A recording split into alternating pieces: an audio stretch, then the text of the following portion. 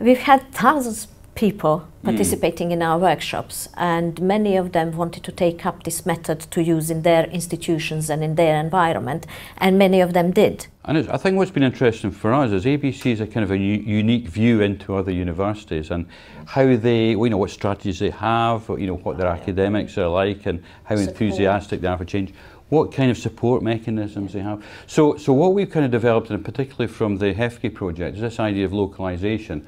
So we're very, very keen on people taking this up and changing it a bit for their own requirements. We put all the materials up online, it's all open source material, and we say to people, start with our kind of classical format because we know it works, but by all means have a go at changing it if you feel it's more appropriate for your particular circumstances. And the sort of things that people do, for example, is they do adaptations of the cards. This is from one university where they've taken the cards, which are pretty similar to ours on one side, but they've changed the back part of it, which represents the sort of tools and approaches they're trying to advocate in their university. And this is a really powerful way of localising it.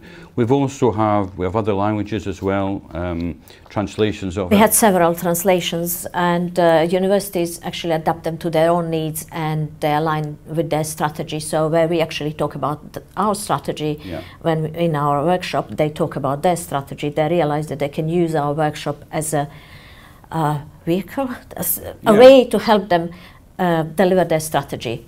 So people do adapt it to suit their own needs, depending on a type of support they have and other resources that they have.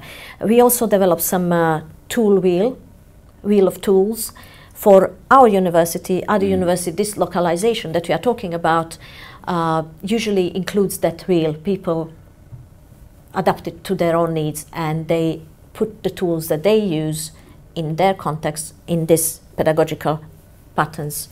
People find it quite exciting. I mean, educational developers, digital education developers, academic developers, they find this quite an exciting way of linking strategy to the pedagogy, to the technology, and it's a kind of nice link through. So things like this where they've put their own technologies in the back of the cards, it has that kind of follow through, and it makes it easier for them both to engage with the academics in a pedagogical way, but also to provide more kind of focused support afterwards. And I think that's why it often appeals to people in our position who are like change agents in the university. We can see this as a method for engaging and making that change happen.